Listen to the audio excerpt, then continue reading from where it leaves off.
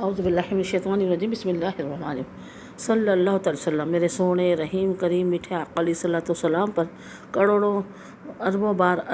کروڑوں بار خربوں بار درود و سلام، کیونکہ اللہ تبارک و تعالیٰ خود قرآن مجید میں سورہ احزاب آیت نمبر 56 پارہ 22 میں ارشاد فرماتا ہے، اے ایمان والو درود بھیجو اس غیب بتانے والی نبی پر کہ میں اور میرے فرشتے بھی درود بھیجتے ہیں، یعنی یا ایھا الذین آمنوا صلوا علیہ وسلموا تسلیما۔ ہم ایمان والوں سے اللہ تعالیٰ فرما رہا ہے، تو ہمیں چاہیے کہ اٹھتے بیٹھتے چلتے پھرتے کثرت کے ساتھ ہمارے رحیم کریم رؤوف الرحیم آقا علیہ الصلوۃ والسلام پر درود پاک بھیجتے رہیں۔ اور میں خود اپنے بیان کا آغاز بھی ہمیشہ ہی تقریباً درود پاک پڑھ کر کرتی ہوں۔ اس وقت ہمارا موضوع چل رہا ہے، ٹاپک ہے ابراہیم علیہ السلام۔ ہم نے واقعہ نمرود اور ابراہیم علیہ السلام نے جو بتوں کو توڑا تھا، اس سے پہلے والے پارٹ میں ہم نے سن لیا نمرود بادشاہ اور ابراہیم علیہ السلام کا واقعہ، یہ نکال لیں آپ اگر آپ نے سننا ہے تو۔ اب ہم آگے چلتے ہیں، ابراہیم علیہ السلام کے واقعے کو آگے لے کر بڑھتے ہیں کہ جب نمرود نے دیکھا کہ ابراہیم علیہ السلام نہیں مان رہے اور وہ کہہ رہے ایک خدا ہے، یہ سب جھوٹے خدا ہیں، یہ جھوٹے معبود ہیں، ایک رب وہ جس نے مجھے ساری کائنات کو بنایا ہے، تو میں اس خدا کی عبادت کرتا ہوں، اس خدا کو پوجتا ہوں۔ ابراہیم علیہ السلام نے چھوٹی سی عمر میں، نوجوانی کی عمر میں بادشاہ کے سامنے ڈٹ کر کھڑے ہو گئے، اور حق بات ہے تو نہیں ڈرنا چاہیے، چاہے کتنی بڑی شخصیت ہو، کتنا ہی بڑا بادشاہ ہو، وزیر اعظم ہو، صدر ہو، تو کتنا ہی مال پیسے والا ہو، حق بات کے لیے ہمارے انبیاء علیہ السلام، ہمارے اولیاء کرام، صحابہ کرام ڈٹ جاتے تھے، جانوں کے نذرانے پیش کر دیتے تھے، لیکن جھکتے نہیں تھے۔ تو ابراہیم علیہ السلام نے بھی چھوٹی سی عمر میں جوانی میں قدم رکھا ہی تھا، نمرود بادشاہ کے آگے ڈٹ گئے، جو بادشاہ کے خوف سے رعایا تھر تھر کانپتی تھی، اس کی عوام، اس کا پیپل تھر تھر کانپتی تھی۔ تو اس میں جو ہے اللہ تعالیٰ، اس میں بادشاہ کو سے آپ نے مکالمہ کیا اور ٹاکنگ کی، اسپیچ کی کہ نہیں، میں آپ کے خدا کو، آپ کو اور آپ کے بتوں کو نہیں مانتا، کیونکہ نمرود بادشاہ اپنے آگے بھی سجدہ کرواتا تھا، اپنے آپ کو بھی خدا کہلواتا تھا، اور بتوں کو بھی پوجا جاتا تھا، بتوں کو بھی خدا کہا جاتا تھا۔ تو پھر نمرود بادشاہ نے حکم دیا، ان کو قید میں ڈال دو اور بہت بڑی آگ جلاؤ، اس آگ میں ان کو پھینکنا ہوگا، جلایا جائے گا، یہ نہیں مان لینا، ہم دیکھیں گے ان کا خدا ان کو کیسے بچاتا ہے۔ ابراہیم علیہ السلام کو آگ میں، اس میں قید میں رکھ دیا گیا، اسیری کے اندر۔ اب جو ہے بہت بڑی آگ کا انتظام کیا گیا، یعنی خربوں منوں ٹنوں لکڑیاں جمع کی گئی ایک بہت بڑے کھلے میدان میں، اور اس میں چاروں طرف سے اس کو وہ بنا دی باؤنڈری، اور بیچ میں الاؤ روشن کر دیا آگ کا، اتنا تیز الاؤ روشن کر دیا اس میں کہ میلوں میل دور کوئی پرندہ بھی اوپر چڑھتا تو بھن کر گر جاتا، اتنی اس کی تپش تھی آگ کی نا۔ اور اب اس میں پھینکے کیسے جائے بھائی، وہ بہت بڑا پہاڑ تو بنا لیا لکڑیوں کا، اب ان کو کیسے پھینکے، کون اس آگ کے قریب جائے، یعنی وہ تو تپش اتنی تھی، کوئی سیڑھی بھی لگا کر پھینکتا، کوئی چیز لگا کر۔ اب یہ سمجھ میں نہیں آیا، تو شیطان نے مشورہ دیا آ کر کہ ایک وہ منجیک بناؤ، توپ بناؤ، اس میں ان کو بٹھا کر وہ دور سے وہ توپ چلاؤ، تو یہ وہ توپ جو ہے ان کو پھینک دے گی اس میں آگ کے اندر۔ یہ مشورہ پسند آیا، منجیک جب ہی سے بنی ہے نا، اس دور سے بنی ہے منجیک، تو یہ ذہن دیا شیطان نے، ابلیس نے، اور اس پر عمل کیا گیا، ایک بہت بڑی منجیک بنائی گئی، اور اس میں ابراہیم علیہ السلام کو بٹھا کر اس کو مطلب پھینکا گیا۔ تو اب یہ واقعہ پورا آپ، یہ سورہ عنکبوت میں بھی آیا ہے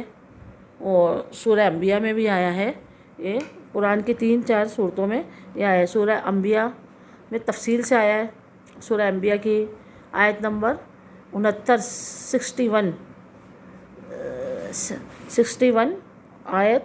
سورۃ الانبیاء پارہ نمبر 17 میں یہ واقعہ اس طرح ہے۔ تو ان کو ڈالا گیا ابراہیم علیہ السلام کو، اور وہ خوش ہو رہے تھے کہ اب تو جل بھن جائیں گے، ختم ہو جائیں گے یہ۔ اور اچھا، اگر وہ ڈالے بھی نہیں تو اتنی دور سے اگر منجیک سے پھینکے بھی نا، تو بندے کی ہڈیاں پسلیاں ٹوٹ جائیں، ختم ہو جائے، اتنی اونچائی سے، اتنی تیزی سے پھینکا گیا ان کو۔ لیکن ایک تو اس سے جان بچی ابراہیم علیہ السلام کی، اور اس آگ میں ڈالا۔ تو آئیے ہم اللہ تبارک و تعالیٰ کے قرآن مجید سے رہنمائی لیتے ہیں یہ اللہ تبارک و تعالیٰ کا کلام ہے مجید۔ اس میں کیا ارشاد فرما رہا ہے؟ سورہ انبیاء جو ہے پارہ 17 آیت نمبر جو ہے 69 میں اللہ تعالیٰ ارشاد فرمایا ہے فقلنا رکونی بردم و سلامن علی ابراہیم، قلنا نار رکونی بردم و سلامن علی ابراہیم۔ ترجمہ ہے صراط الجنان کنز الایمان کہ اے آگ ٹھنڈی ہو جا، سلامتی والا ہو جا ابراہیم پر۔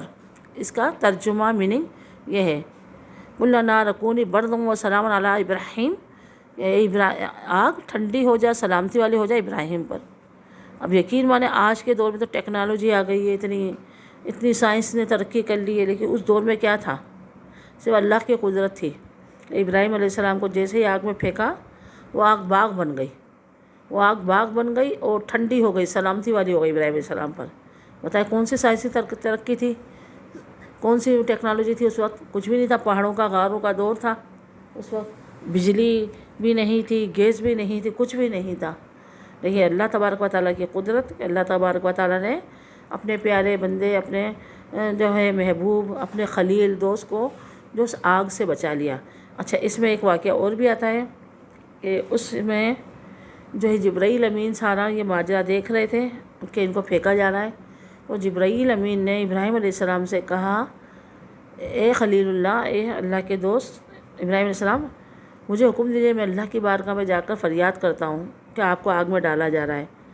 اور میں وہاں تک گیا ہوں جو آج تک نہ کوئی گیا ہے نہ جائے گا۔ یہ کون کہہ رہا ہے؟ حضرت جبرائیل علیہ السلام، جو فرشتوں کے سردار ہیں، ملائکہ کے سردار ہیں۔ تو ابراہیم علیہ السلام نے جبرائیل امین کو جواب دیا کہ جانتا ہے میرا رب جلیل آگ میں پڑتا ہے اس کا خلیل، یعنی جانتا ہے رب جلیل، اللہ تبارک و تعالیٰ سب کچھ جانتا ہے کہ آگ میں اس کا دوست پڑ رہا ہے، جانتا ہے رب جلیل پڑتا ہے آگ میں اس کا خلیل، تو میں تمہیں کیوں کہوں، میرا رب سب کچھ جانتا ہے نا، تو تمہاری رسائی وہاں تک ہے کہ جہاں تک کوئی گیا ہے نہ جائے گا، لیکن میرا رب سارا حال میرا دیکھ رہا ہے۔ تو یہ جبرائیل علیہ السلام سے ٹاکنگ ہوئی جس وقت آگ میں پھینکا جا رہا تھا آپ کو۔ اچھا، اب یہ دیکھیں میرے آقا علیہ الصلوۃ والسلام نور محمدی ابراہیم علیہ السلام کے پیشانی میں جلوہ فر تھے، وہ سب کچھ سن رہے تھے اس وقت۔ تو معراج میں جب آقا علیہ الصلوۃ والسلام کا دیکھیں رتبہ کتنا بڑا ہے، یہ دیکھیں ہم خوش نصیب ہیں، اس آقا کے امتی ہیں جس کا رتبہ اتنا بڑا ہے کہ جس کو رب تعالیٰ نے اپنا دیدار کرانے کے لیے، معراج کرانے کے لیے بلایا آسمانوں پر اور لامکاں تک گئے ہو۔ تو جبرائیل امین جاتے ہیں اور سدرۃ المنتہا جو ایک بیری کا درخت ہے بہت بڑا، جس کی جڑیں 7ویں آسمان پہ نیچے اور 7ویں آسمان سے اوپر اس کی شاخیں ہیں، اور بہت بڑا درخت ہے، مٹکے کی طرح اس کے بیر کے پھل ہیں۔ اس کا تذکرہ قرآن مجید میں موجود ہے سدرۃ المنتہا کا، اب جو ہے سورہ بنی اسرائیل وغیرہ میں، سورہ نجم میں موجود ہے۔ تو جبرائیل امین آقا علیہ الصلوۃ والسلام سے کہتے ہیں، سدرۃ المنتہا پہ جا کے رک جاتے ہیں کہ یا رسول اللہ صلی اللہ علیہ وسلم، اب آگے کا سفر خود کیجیے، کیونکہ میں آگے ایک قدم بھی بڑھاؤں گا تو میرے پر بال سب جل جائیں گے، میں بسم ہو جاؤں گا، میں نہیں جا سکتا، اجازت نہیں ہے، آگے کا سفر آپ خود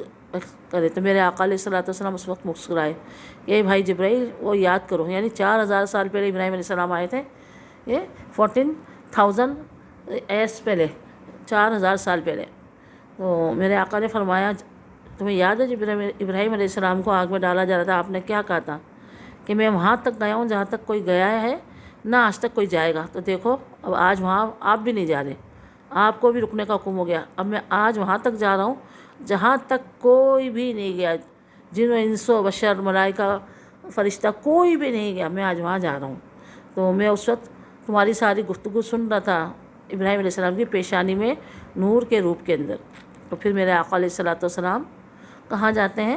اللہ کی بارگاہ میں۔ یہ واقعہ سب میں نے تفصیلاً جو عرض کیا ہے، معراج کا واقعہ نکال لیں میرا ایک پہلے کا، اس میں سب تفصیلات ہیں کہ میرا پورے 6-7 پارٹ ہیں چھوٹے چھوٹے، اس کے اندر 5-5 6-6 منٹ کے، وہ نکالیں وہ سنیں۔ اور جو ہے ابراہیم علیہ السلام بھی اللہ کے دوست تھے، اللہ نے کیسے ان کو بچایا، اور ان کا پھر ان کو اور ان کے درجات بلند کے انشاءاللہ تعالیٰ، ان کا جو پھر نکاح ہوتا ہے سارا انشاءاللہ تعالیٰ ہم آگے سماعت فرمائیں گے، اللہ نے چاہا تو۔ دعاؤں میں یاد رکھیے گا، ابھی تک سبسکرائب نہیں کیا وہ سبسکرائب کر دیں، آگے فارورڈ شیئر بھی کر دیں۔ اللہ حافظ۔